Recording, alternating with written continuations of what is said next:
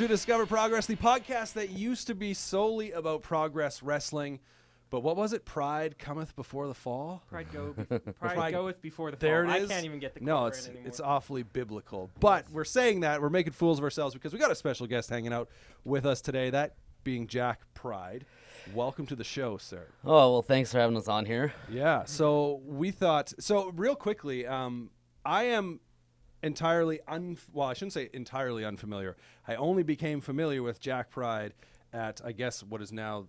I mean, when this airs, that won't be accurate. But the last PWA show we went to, where you stormed the ring, interrupting the title match, and you shouted, I think it was, "We belong here." This is where we belong. That's what it was.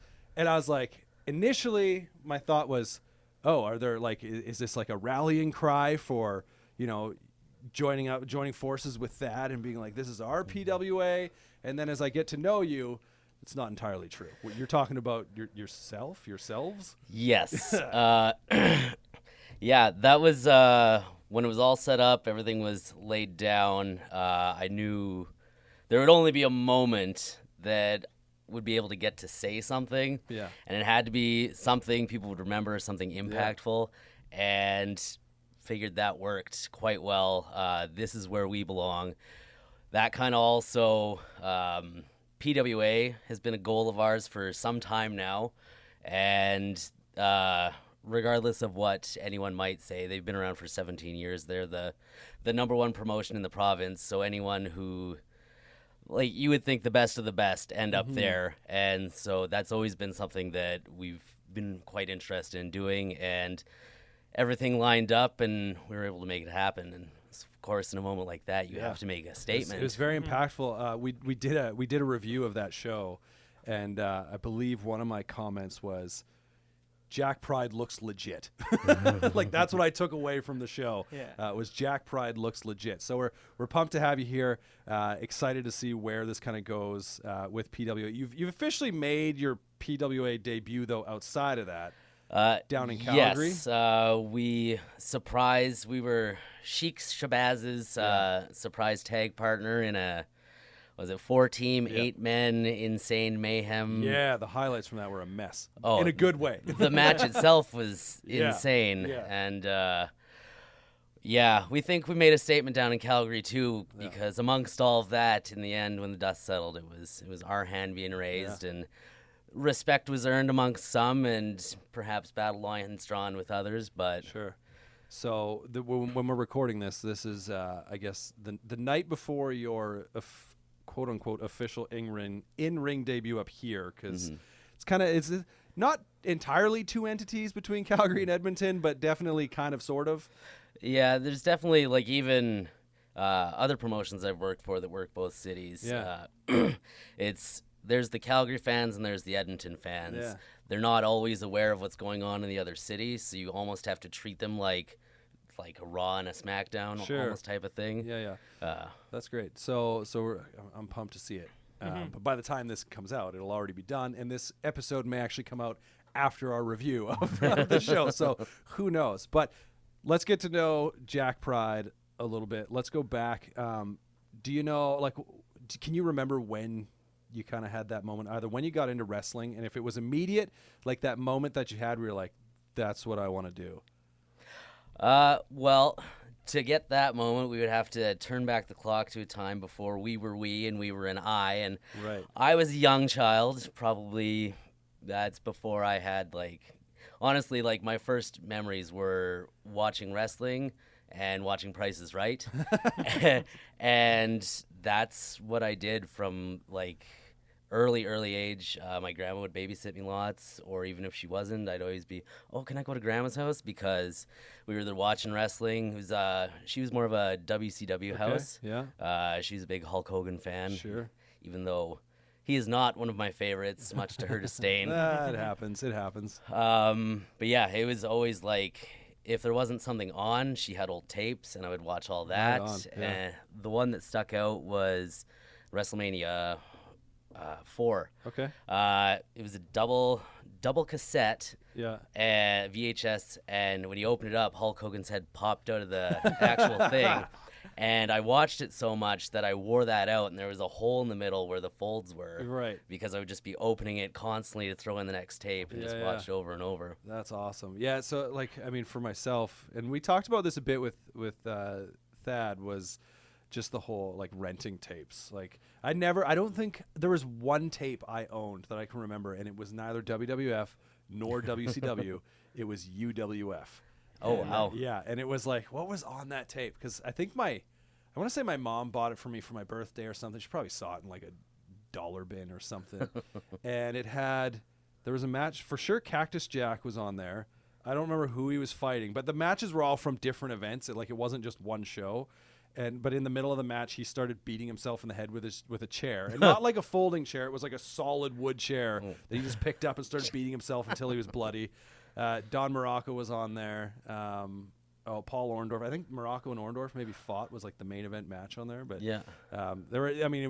they were all guys outside of Cactus Jack. This was before Cactus Jack would gain footing in WCW and then ECW and then obviously on to WWF sort of stuff. But so it was like most of them were like these guys that had been elsewhere. And it was like, oh, we need to make money. But yeah, I wasn't much of like a tape collector, but definitely rented them all the time. Yeah, like because I listened to the podcast with Thad, and back then it was literally like whatever I was watching with Grandma, and then as I got a little bit older, I noticed that there was a special interest section, and there'd be like a few wrestling tapes. Yeah. But when people tell all these stories about being tape traders and things like that, I had no idea any of that was going on. Like, even ECW didn't even know it existed until it had already fallen. Yeah. So, I mean, I was, like, with ECW, I don't know about Adam, because I think when did you start watching wrestling? I don't think we've ever talked about this on the show.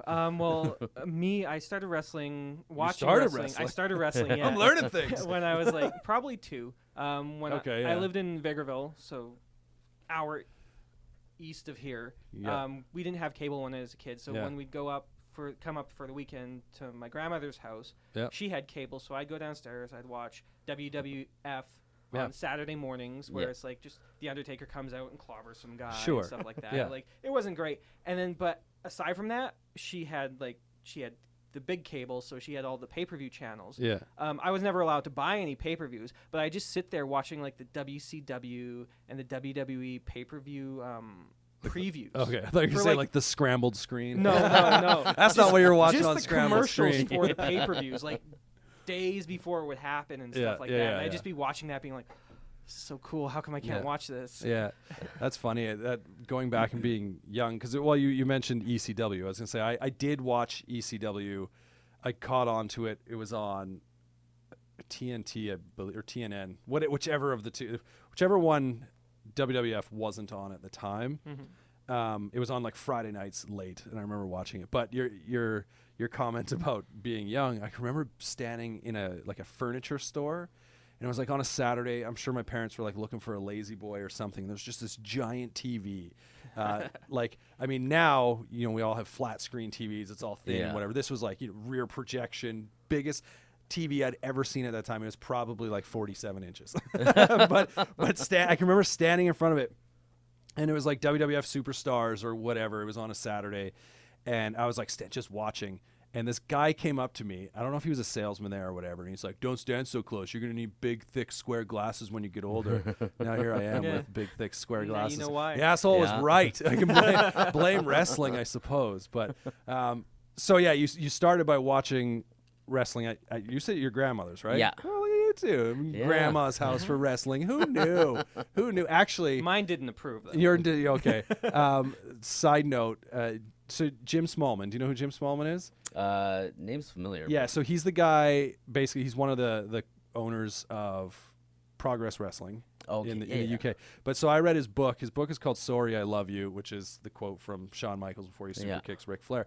But he actually talked about the same thing, if I recall. Like when he got into wrestling, it was going to his grandmother's house and watching it. So my grandmother was never into that. What the hell? I had to find wrestling on my own somehow. You guys just have badass grandmas who are like, yep, we're going to watch. Oh, you said she didn't approve. I was in the basement. She's upstairs. I was were you in the basement with like the volume just like turned down? No, like, she didn't tell me to turn it off, but she wouldn't. I didn't watch it with her. It's like when I was watching South Park before I should have been older. It was like the volume was just down. Like, hopefully mom and dad don't wake up. Yeah. One on the volume. Yeah, exactly. You just as close as possible. Now you just South Park is why you don't have bad eyesight. Yeah, because I had to use right up next to the TV.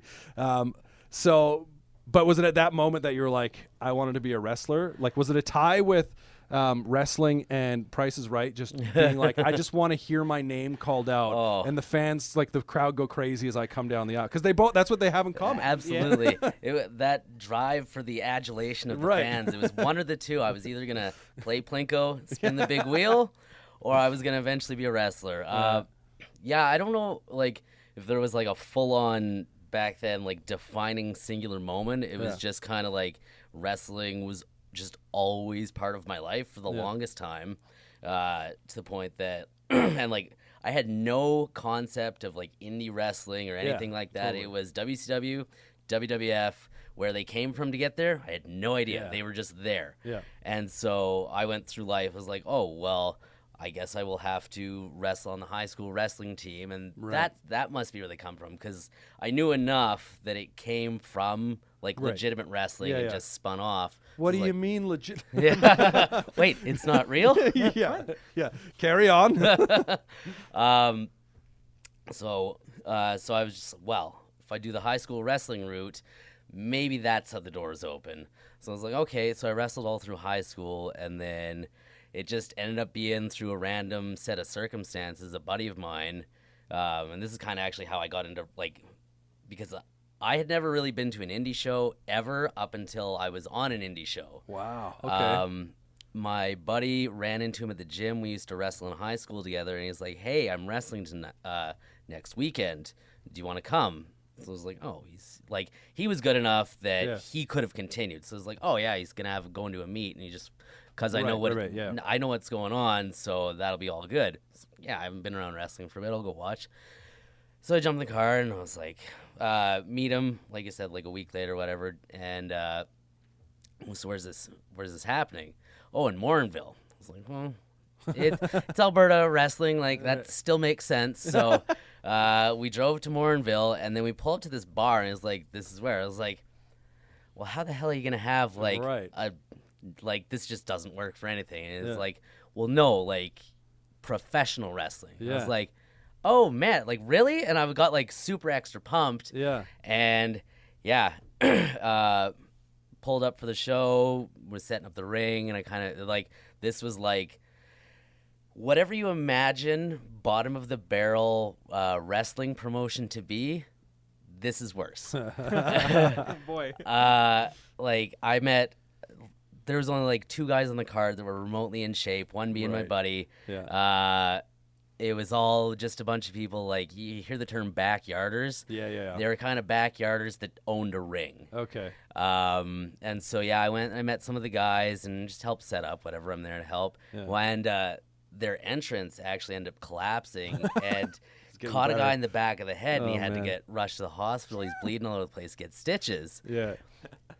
So that opened up a spot on the card. Oh, gee. and I think this is my buddy's idea the whole time, because I remember like talking at points on the high school wrestling team, like, oh man, I love pro wrestling, but I just don't know where, like, how do you get there? And so I've like, he's never confirmed nor denied it to me. I think that he absolutely set it up. Like, get him out to this show, and that'll get his foot in the door, and then that was the circumstance. Guy had to go rush to the hospital, whatever, and so then it was horrible. I was gonna say, tell us about that. How, like, having zero experience professional wrestling, like obviously you have your background from wrestling through school and whatnot, but how do you then get into a ring and someone's calling spots and stuff you've probably never done before? Or did you just get in the ring and have an amateur wrestling match? Well, that was kind of the idea. When we originally when I was like, Kate, you've convinced me, I'll do this. It was about 4 hours till bell time, and for like 3.5 hours, it was just like, we're gonna teach you the very intro basics that we know. Okay. Yeah. And just to get it so it's remotely passable. I got thrown into a random triple threat match with two guys who knew only like a smidgen more than I did at the time. Perfect. Because thankfully, through years of watching wrestling, I could at least emulate the things that we were doing. Right, yeah. Wouldn't necessarily know like all the setups, all the everything, but I could do the things. Yeah. Which is more than I could say about at least one of the other guys in the match. Like I said, this is not great. And I don't want to sit here and like name drop and don't want to bury guys. But yeah. But so going into that experience, though, did you at least have an idea of like how to take a bump? That was the first thing that they showed me. Yeah. So once I got that, like I could do the chain rest. That was easy. That was the one thing that I could do. Yeah. So my buddy actually randomly had his singlet from high school wrestling. Yeah. So he's like, here, that can be your outfit. He's got like, he had shooter boots and all this stuff. So we'll just book it. I'm an amateur wrestler angle. Right. It's the easiest thing. Yeah. And so like the chain wrestling portion for like 2 minutes of the match, I did not bad. Yeah. And then it just like was a steep drop after that for the whole thing. Like I on it like quite possibly the shortest triple threat match. I think it might have gone 5 minutes before our vet called the match. It's like, hey, we got to go home. And wasn't great. Yeah. But it's crazy though that like thinking about it, that they would throw you in a match like that. Like not just reshuffle the card and be like, okay, extenuating circumstances, you're going to now fight this in just a singles match. No, you're going to go in a triple threat, which, I mean, I'm sure shit goes wrong all the time in those matches anyways, right? And to not have the background to be like, oh, let's go here now. Yeah. That's insane. It was very eye-opening. Like, it was so much fun. Yeah. Like, beyond nervous before, during, and after, but I was, like, so jazzed and just like, okay, well, now I have to keep doing this. Yeah. So then, did that launch you then? Were you like, I got to find a gym, a school? Not at all. We were doing like one show every couple of months with it was probably like one a month because it was with two organizations that worked with each other but booked separately. Yeah. So I would get a couple shows, like basically each one ran every 2 months. So I would get one. Yeah. And then one of them ended up going under. The other one, he went on like indefinite hiatus after a while. Mm. And so I figured like, hey, I did this for about a year. It was fun. That's all it's going to be. Yeah. Because just where I was at with things going on in my life is like, well, I could do this and be like absolutely poor, but I have way too many other fiscal responsibilities. So I got sucked into going to work. Right. So for about 6 years, I did absolutely nothing in terms of wrestling. And then my same buddy, he got a hold of me. He's like, hey, our old promoter wants to get things going again. He's got all this, like everything together for himself. Would you be interested? I was like, well, yeah. Like I've kind of just been like waiting for this to happen, figuring it would never happen. Yeah. And so then, he ended up, it was a booked show for his company Christmas party, so it was maybe only like 30, 40 people there, but they were all really invested. Yeah. And so me and my buddy ended up wrestling that night. Match was not great, but way better than the first one I had ever had. But that was enough for both of us to really like, it fired us up. Yeah. And then the promoter he ran for about 6 months. And we were both like really into it. And then he ended up being the quintessential promoter, really greasy, wasn't paying guys, was just like, we found out he was stealing money. Like he'd tell us, oh, hey. That's how Adam runs this show. Right? It's all mine. All the zeros of dollars. All the zeros of mine. dollars. I don't get any. Man, he just hogs it all. Oh, we were finding out that he was booking venues, telling us that he was paying X number of dollars, but he was getting it for free. Right. And so we all kind of found that out together. Yeah. And then we banded together. There was about 6 of us. And we're like, okay, well, we're going to turn the tables on him. We basically, long story short for that, we usurped him for his own company and rebranded it as our own, but took all basically everything except for his ring, like all the fans, the everything that we had all put in the work for ourselves. they came with us to our rebranded. We've got a ring built. We're based out of Red Deer, the Canadian Wrestling Coalition. Yeah. Sadly, no longer around. Right. But that's when we got CWC going. That's really when it was just like all the doors, like comparatively, all the doors really opened for me. It really allowed us to have like, this is our platform. No one's giving any of us a chance, because a few of us had been like, hey, like, we know you have potential openings, or hey, can we come to like the old way to kind of get in? You go help with ring crew consistently, and like we were getting doors closed in our face over that. Yeah. And so we're like, okay, well, this is ours. We're gonna like, we might be backyarder for now, but we're gonna get better basically. Yeah. And so we ran for about 4 years before.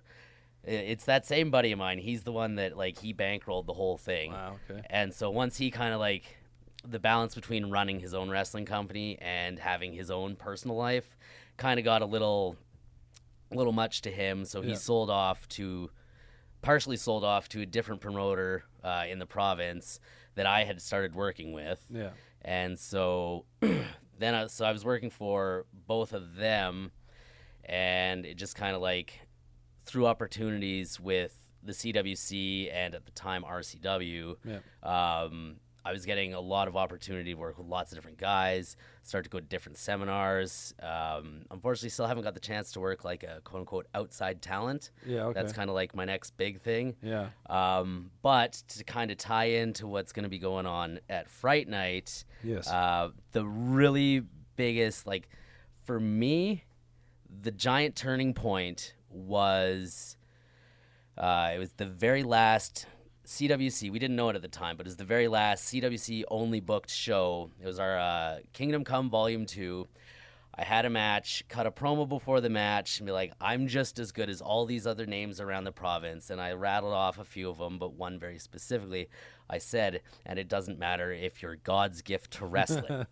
Had my match, won my match. After I got in the face of the guy doing the video, got in the face of the camera, called him out by name. I was like, I don't care where it is. I don't care if it's here, if it's there, where. I'm calling you out. Yeah. And just by virtue of like that promo and call out, that whole thing, that was like the next set of doors open for me. Because anybody who's listening to this, who follows PWA, who knows like remotely anything about Alberta wrestling, at least knows who Michael Richard Blaze is and what that means. Yeah. So when you called him out, was there like, had you been in contact with him at any point yet? No. That's awesome. We'd spoken, like we'd been on shows before, like he had been brought in to CWC, so like we knew who we both were, and I'd talked to him privately a few times, just like, hey, like, can you point me in the right direction for this kind of thing? And he's always been good for like answering questions, giving advice. He's a solid dude. Yeah. But this, it was one of those things, like, it's always a no until you ask. Yeah. And so I just put it out there, and then to the CWC promoter and the RCW promoter, I was like, I don't care. One of you figure this out, make that match happen. Like, I felt confident enough in where I was at that was the next step up. Yeah. Like, I need to test myself. I enjoy the idea, because I don't know that we see this enough, if really at all, but when one promotion and another promotion not necessarily work together, but allow storylines to kind of bleed over, right? Like, I mean, we see prime examples where I feel like it should be something that happens where it doesn't is, say, like, speaking of Progress, but like Progress Wrestling and NXT UK, right? Mm-hmm. Like, a lot of that talent is shared. Yeah. And it's like they're one guy's a heel here and a face here, and it's like they don't let any of that bleed over. Now, obviously, like, WWE and their product is typically a lot more family friendly than what you're going to get on, say, a Progress show or even any other independent show. So I think sometimes that may play into it, but I like the idea of, because talent is all over the place. You know, they're not. It's out. Obviously, you do have a couple companies where it's like you sign, like a contract with that company, and you're not working with anybody else. But for the most part, it's not really the case, right? Like, I guess one instance where it does kind of happen is. Again, Progress, watch enough of it, and Over the Top in Ireland, like, they'll, like, I've heard Progress reference, like, for instance, there's a story with David Starr where he's lost, I don't know how many times to Walter over the course of his career, right? And then so they were using some of that without showing over the top footage and whatever, using some of that to build David Starr's latest match that he had with Walter at Progress Chapter 95. But so they kind of allow some of that reality to come across, but it's like no specific storylines. Like, so that's what's cool there. Yeah, like that's definitely something. Like, especially, it seems like especially in Alberta, promoters don't like working together necessarily. Right. So that was actually kind of a challenge with that call out because MRB was PWA at the time and I was not. So that immediately took Edmonton and Calgary off the table. Can't work there. Right. Because at the time the PWA promoter wasn't bringing me in. That just because actually before I joined RCW, I had sent feelers out that way, and it wasn't. It was just kind of like, well, we don't have any openings right now, but just keep at it. Basically like the polite way to say no. So it's like, okay, well, whatever. So I went to RCW and I was like, well, I got to get better. And RCW, for whatever, like anyone listening to this may or may not know the reputation they have, but they book a lot of shows regardless of whatever. So there's a lot of work to be had, a lot of experience to be gained. And so I was there for about a year and a half, just getting better. But I'd reached the point where I had to call out MRB. I was like, it's the only, like, for me, that felt like, because the matches he has, they're just on a different level. Like the matches I was kind of having was more of a very, not entirely formulaic, but very like kind of an old school, the way you would build a match. The way he does it is just, it's so much closer to like a TV quality type of thing, I guess is the best way to put it. He knows, just because of like who he knows, he has a lot of like insight into all that. And the pace he puts on everybody in every match he does. It's like, so the RCW promoter ended up being the one to get it. Unfortunately, we were booked out in Radway, which is like 5 hours away from Edmonton.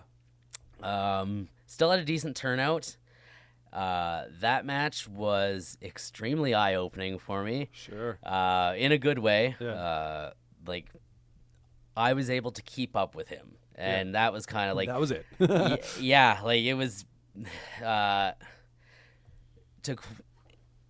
basically, like, wrestling him, it was proof that, like, okay, like, I'm good, but there's levels to this, and he is good. Right. And so it's like, okay, so, like, even just the fact that we had the match and I didn't collapse dead from the pace he put on me was like, okay, well, I know I have a lot of work to do, but it's not as much as I might have thought. Yeah.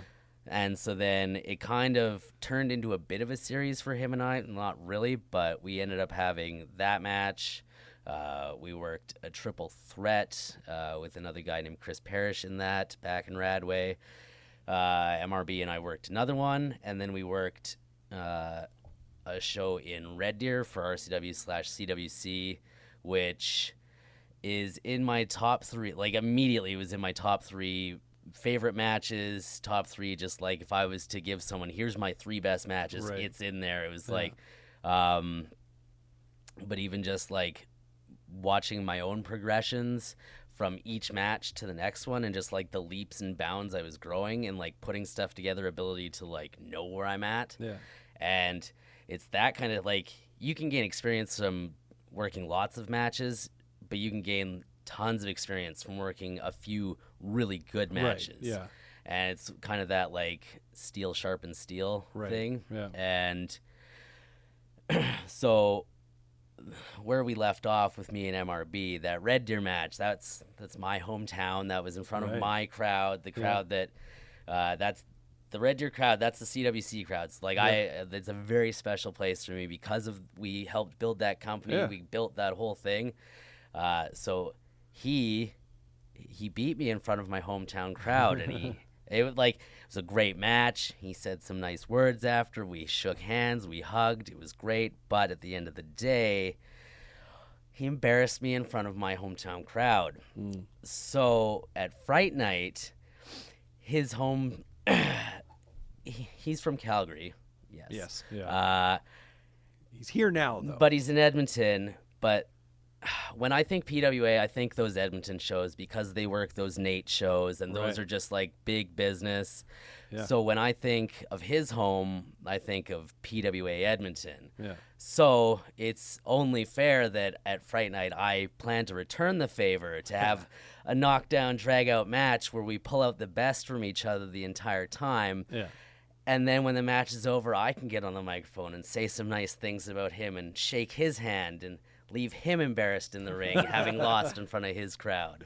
So that's why you're here. That is awesome. why. Yeah, I mean, we're looking forward to it. As I mentioned, this is definitely coming out after Fright Night, but it's gonna be a good time. I tweeted out earlier, it's like, you know what? In PWA, MRB's typically my guy, but I'm gonna have a tough time cheering against you just because your debut, like when you showed up, it was like, wow, all right, this dude means business. Yeah. So that's where you're at now. Yeah. You're here. I asked the same question to MRB, and I guess I can ask it to you as well. When you look at the world of wrestling, so and this is interesting because you made the point, like when you think Alberta, you know, that kind of next step is PWA. What are you hoping is that next step for you from here? I guess the question, how I put it to MRB though, is like, outside of PWA where you're working right now, if you could work for any, let's say the next step is another indie promotion that's on, you know, that next level, where would it be? Probably would have to be Impact would be my Okay. pick. Yeah. I like ROH, a lot of the guys there. Yep. I don't know. I've always like back when Impact was TNA. Yeah. I've been watching TNA for quite some time, so it's another one of those, like, there's a special place for that. So Yeah. And then Impact moving to Canada, it's a little bit. There's just a lot of things, and if I'm being honest, I'm a bit of a mark for Rosemary and yeah. her gimmick because I was a big fan of Decay and just like everything she was doing with that. Yeah. So in a perfect world, especially with the split personalities, I feel like there's some paths that could be crossed with Sure. like that's like in a perfect world I would be able to work an Yeah. angle with Rosemary. So is that kind of your go-to show then, week to week, is Impact, or are you watching a ton of stuff? Actually, to be honest, WWE product, I really only watch stuff if people are like, hey, you should check this out. Right. Or like I follow most of their social medias or most of like the different wrestlers' social medias. Yeah. So if clips come out, maybe that leads to me watching a particular match. Yep. But I'm not hunting out Raw or SmackDown, even with Nobody blames you. Yeah. Neither do we. But actually, and I mean, I don't want to seem bandwagony, but AEW Yeah. has been a very nice change of pace. I've been trying to kick this guy's ass every week because he does nothing but bitch about AEW. We watched the first half of it, Yeah. and they complain because I'm not a big fan of the Young Bucks, and I sit there complaining about Tony Schiavone and JR because they just seem like too old to be doing what they're doing anymore to Right. me. Yeah. And obviously that's just one person's opinion. Yeah. But- I and just it's I just sit there griping because they don't have enough Nakazawa and enough Orange Cassidy. I want to see those two guys. I don't want to see any of these other fancy guys who are good at stuff. I want to see those two guys. It's just funny because every time we watch, he'll say something. I'm like, you just got to stop, man. Like, Yeah. and the thing is, though, is like, and I explained this actually on the episode we recorded today. Mm-hmm.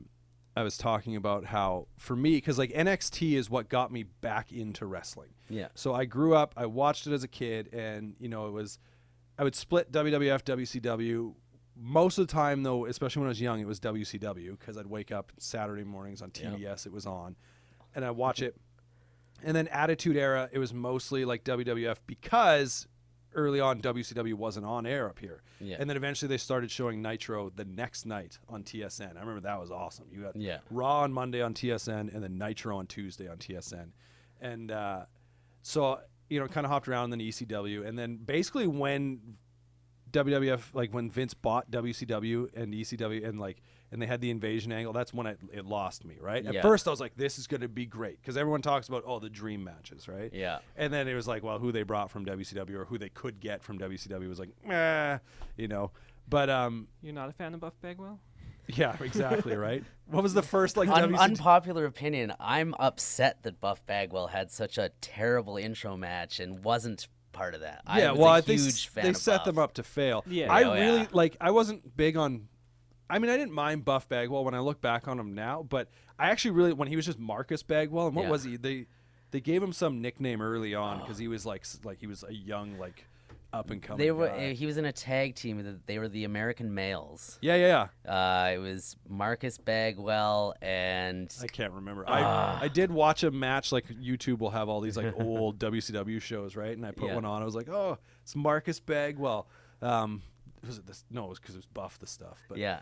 But anyway, so then after the invasion, I just kind of stopped watching forever, and then came to work one day and Adam and I were talking about like old school wrestling. He's like, dude, you got to watch NXT. And then so I started kind of watching. I'm like, actually, this isn't bad. And especially when it was only an hour. I'm like, I can do this 1 hour a week. Yeah. Now, I don't know how many hours a week I watch of wrestling now. It's ridiculous. But all of that to say, on our episode that we recorded today when we were discussing about, what all happened this week and whatever, I was saying, like, for me, NXT is like that restaurant that you go to all the time. It's your favorite restaurant. It's got 3-4 dishes on the menu that you get one of those and you're gonna be good, right? Yeah. And I love it. Whereas like AEW, I love indie wrestling and I do enjoy like spot matches, like spot fests and stuff like that. Whereas AEW, like watching it, I'm like, it's more like going to a new restaurant and trying to figure out the things that you love. Yeah. And I said, like, the lights are a little brighter, whatever. Yeah. But the thing, my biggest complaint about AEW is that the pacing of the show exhausts me. Like, it's a sprint right now. Well, because every match they make it feel like, oh, this is, and I mean, part of it, you've got the tag tournament going on and all this and that, right? But it's just like, even like their middle of the show matches that aren't, for a tag title or anything, it's just like, go out there and have as close to a 5-star match as you feel like you can have on a Wednesday night. And I'm like, I can't do this every week. Like, especially then when NXT is like, not necessarily trying to keep up, but they're putting up some pretty damn big matches, right? So it's like, oh, but NXT just feels comfortable for me. But I just, this guy complains every time. Although Tony Schiavone and Jim Ross are way too obsessed with quality pin, like quality covers or whatever. This week, I was like, it's probably like 10 times. That wasn't a very good cover. Who cares? Yeah. Second unpopular opinion. Yeah. JR, one of my least favorite announcers. And that's fair. Mm-hmm. Yeah. That's okay. I find he's good in moments, but there's times when he's calling a match and he's trying to do the play-by-play, and it's so wrong. Yeah. And it's like, this is your job. You should, and people are going to hate me for this, right. but you should know, essentially know all the moves, or at least a name for each move. Yeah. But then you got guys like Mauro Ranallo, who knows 30 names for each move, and he'll use a different one depending who's wrestling. It's so confusing though. Absolutely. Well, he's too far the other way, but it is funny because we'll sit there with any commentator though, and we'll be watching, and they'll call a move, and I'll be like, "That's not what that move is." Yeah. And I'm like, I'm pretty sure what we were watching. I think it was NWA.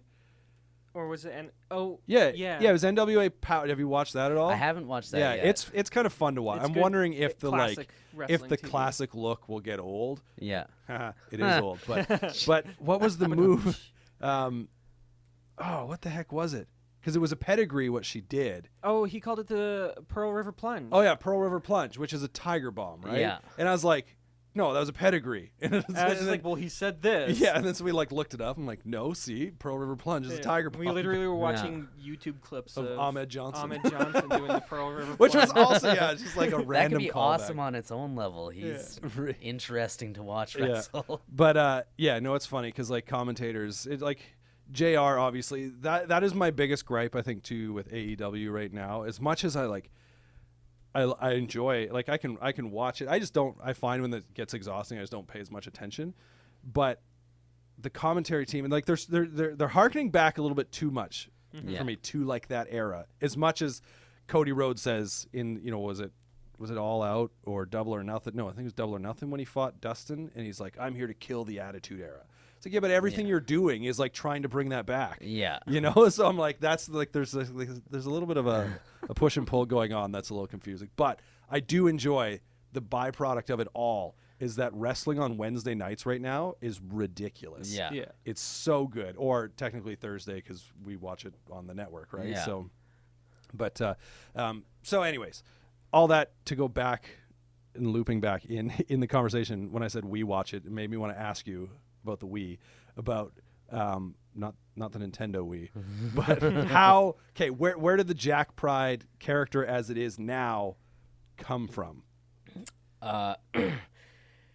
Okay, so I'll give you a condensed version of the history of Jack Pride. Yeah. Jack Pride comes into what was then the XWE, eventually becomes CWC, fighting Dylan Stone. Best friends pitted against each other, bitter rivals. So we were the top of the card at the end of the XWE. Turned to CWC. Dylan was the current champion coming in. I was the first to win the CWC title. Carried that. Dylan Stone ended up screwing me out of the title, setting up a match between him and I for, what was that for? The loser, the winner gets the loser's contract.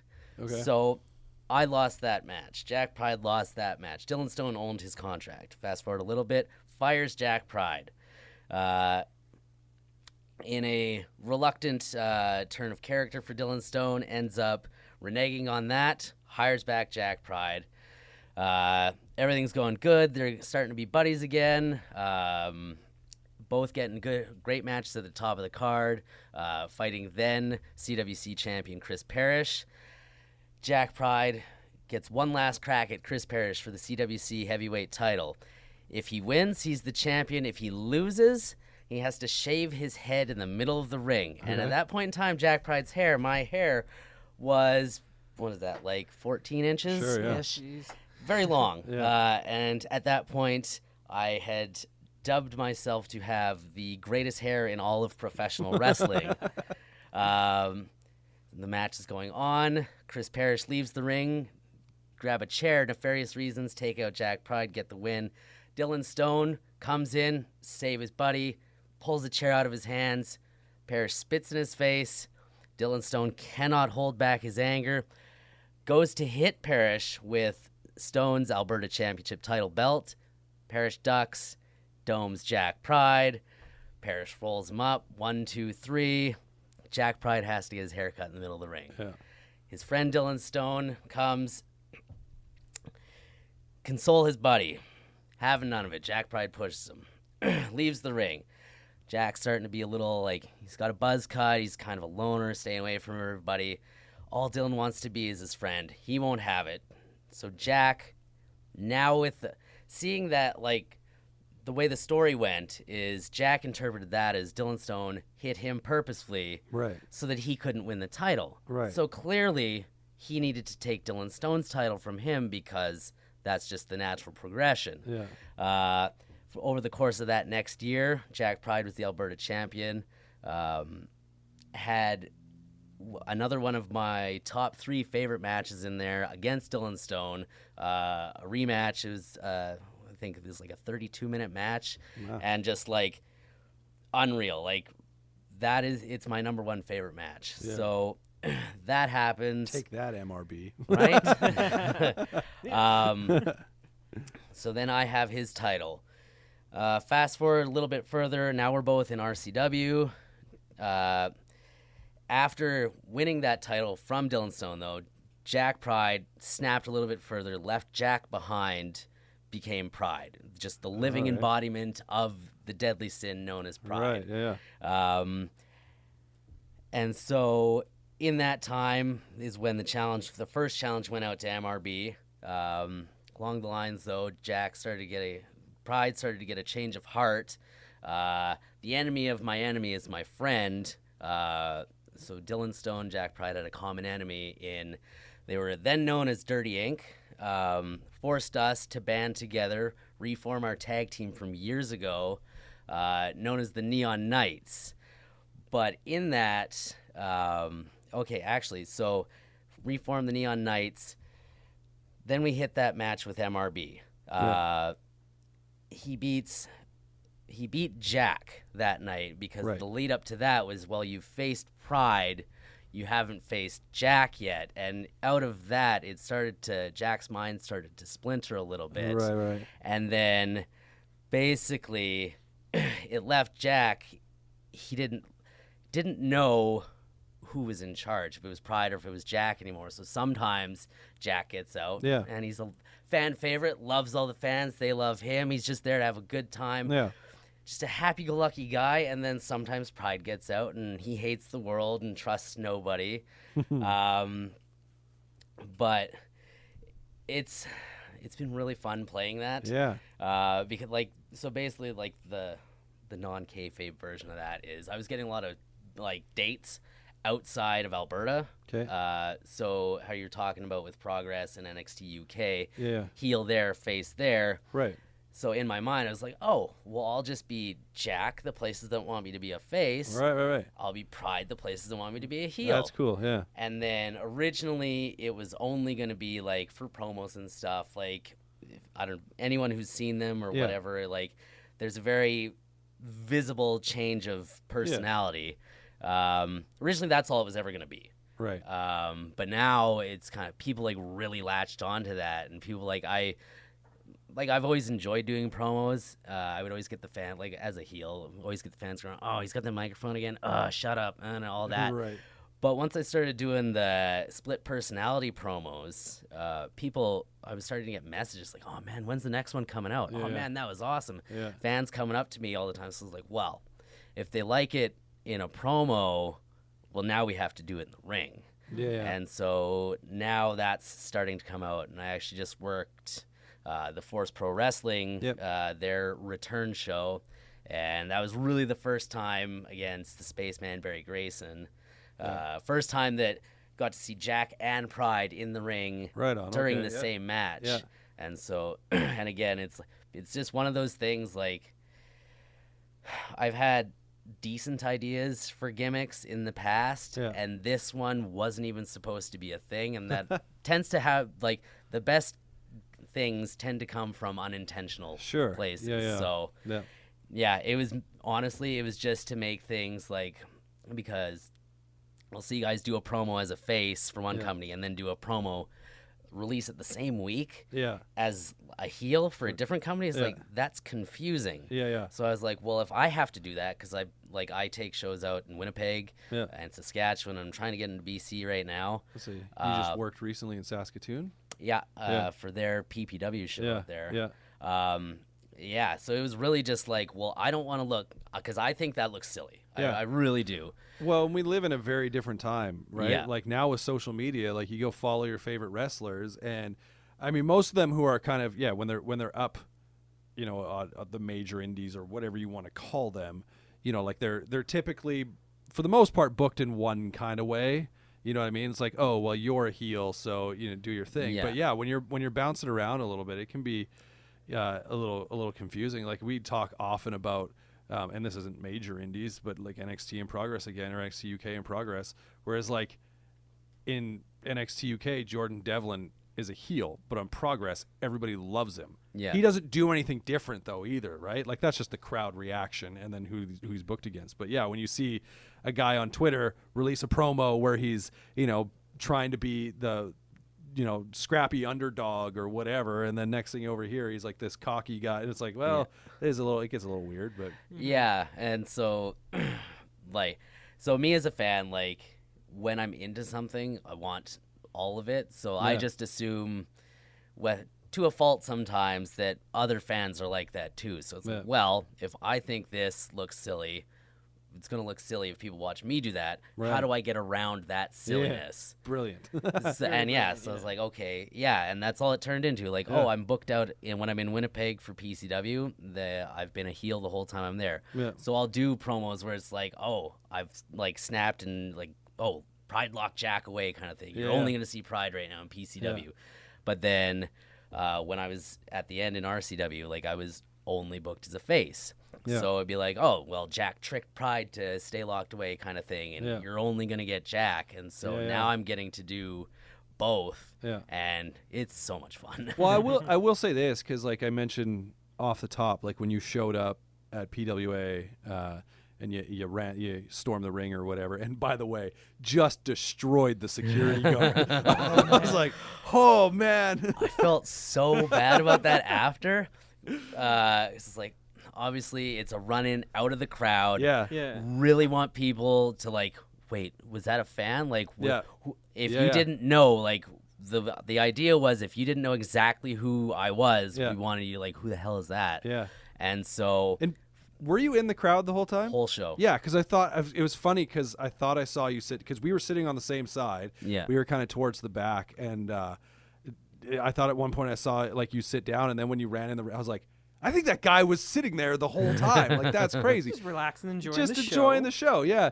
But I was gonna say, in that moment when you storm the ring, you know, you attack MRB and then you take out the ref. Yeah, you take out the ref. He had a rough night. All the refs had a rough night that night. I think everyone took a bump. And then you shout, "This is where we belong," right? Yeah. Yeah. I was gonna say we belong here, but this is where we belong. And it was just like this moment where I'm like, who the hell is that guy? And then I think it was on Twitter later, someone had tweeted and tagged you, and I was like, okay. And I click, and immediately, because I mean, at first it was like, yeah, you stormed the ring, and it was like this impactful moment. And then as soon as I like start reading, I'm like, what? Wait, man of two minds. And then I'm like reading all your tweets. I'm like, what the hell is going on here? And immediately though, because you mentioned like gimmicks that latch on, I was like, it is a gimmick where, you know, in a sense you have like in WWE right now, you've got Bray Wyatt, kind of not to the same thing, but like a split sort of thing, right? Yeah. This Firefly Funhouse stuff. And I mean, you clearly don't go down the road that he goes down where it's like, what the hell is that guy? Yeah. Right. But yeah, like just, it's not a gimmick that's being done all the time. Most gimmicks these days are just kind of like, well, this is this guy intensified, right? So yeah. like, it's neat that you've got something that sets you apart. And I mean, all I've seen you do in the ring so far is, you know, take a guy down and throw some punches, and that's it. So I can't actually speak for your outside of a couple of YouTube clips. So I'm super intrigued though to see, because I did see some highlights from the PPW show and from the Force show and stuff like that. So I'm like, I've seen a little bit, but yeah, I'm you've got the character locked down. So now I'm extra intrigued. So yeah, but I did want to. Did you have something? You look like you might have had. No, he didn't. Okay. Yeah, I'm good. I was gonna say.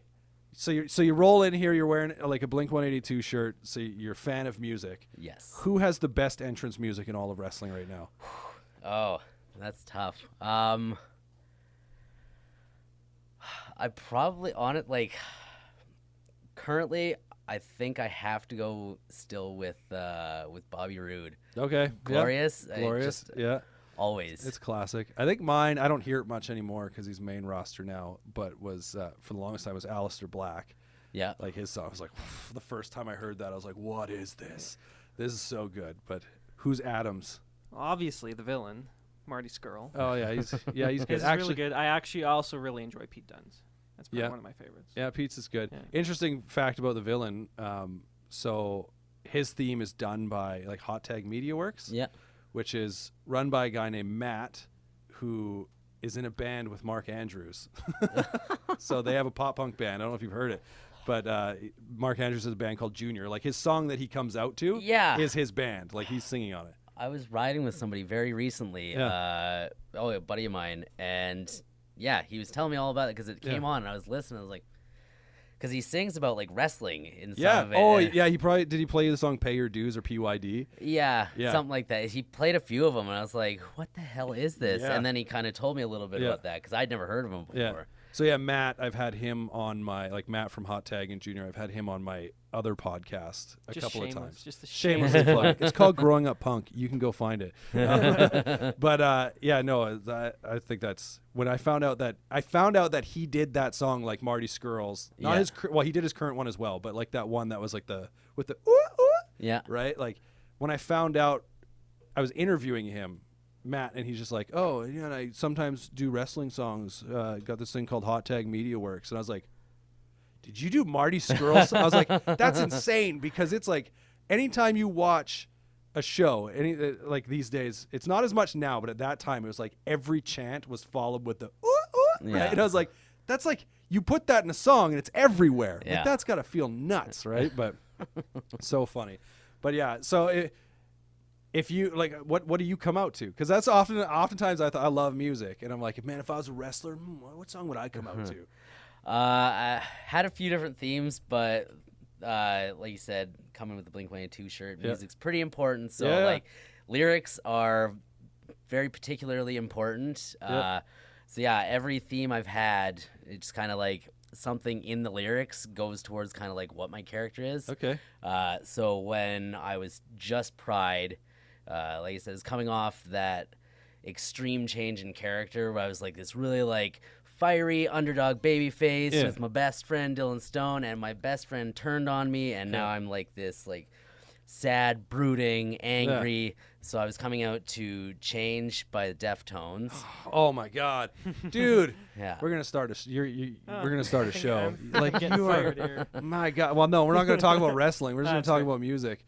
White Pony, that album. It's up there for me. Anyway, go on. So then, after that, when I was being just a face, like I'm probably going to go with what I've been doing for a little bit, but like when I was just a face, I found this metal version of instrumental metal version of Where Is My Mind by the Pixies. Okay, yeah. And so it was upbeat enough, but still, like, if anybody could pick up the tune, the song Where Is My Mind. Yeah, that's great. Also, so you're a Fight Club fan as well? Absolutely humongous. All right, so Fight we Club got fan. music. We're going to talk about movies. Yeah, I may or may not have a Fight Club tattoo. Like Okay, I wanted to talk about your tattoos as well, because you've got a few of them. The novel Fight Club is sitting on my bedside table right now. Wonderful. Yeah. So do you have any? Okay, the Fight Club tattoo. What is it? It is on my leg. Yeah. And it is the quote, "This is your life, and it's ending 1 minute at a time." And how you'll see in some pictures, it's a hand holding the bar of soap that says Fight Club, Project Mayhem, whatever. So I have that, but it's actually my arm. Okay. Like, so they tattooed from about the wrist up. So it's my arm holding a bar of soap that says Project Mayhem on it. That's cool. And so is it like, did you have these sleeves done? Yeah, I had about up to, so it has part of this tattoo awesome. in it. Yeah. That's sick. So what else do you have for tattoos? Lots. My one sleeve that's partially in the Fight Club tattoo is it's the Archangel Michael when he casts Lucifer from heaven. Okay. And actually, I've been meaning to try and work that tattoo into a promo when I'm just a heel. So I'm gonna save that. Cool. But I have inside this bicep is Always, which is my favorite Blink-182 song. Shit. I have Bam Bam and Belle for two family pets we had to get put down. Okay. I have hummingbirds. That was my grandmother who I watched wrestling with, her favorite bird. Okay, cool. Family tree. I have dice because I went to Las Vegas, and give me a tattoo. Between 3 trips to Vegas, I've played over 24 hours of crap. Wow. I went to Vegas and I gambled $10. That was it. I was like, get me out of these casinos. I'm like, my head aches. Oh yeah. The one time Buddy and I went down there, and I was told like, hey, you should check out craps. It's really fun by a buddy who had been there. So I was like, okay. So we learned how to play it. Played for, it was like 10 hours. The first night we were there, it was just about 10 hours we played, and then it was like 6 and 6. Yeah.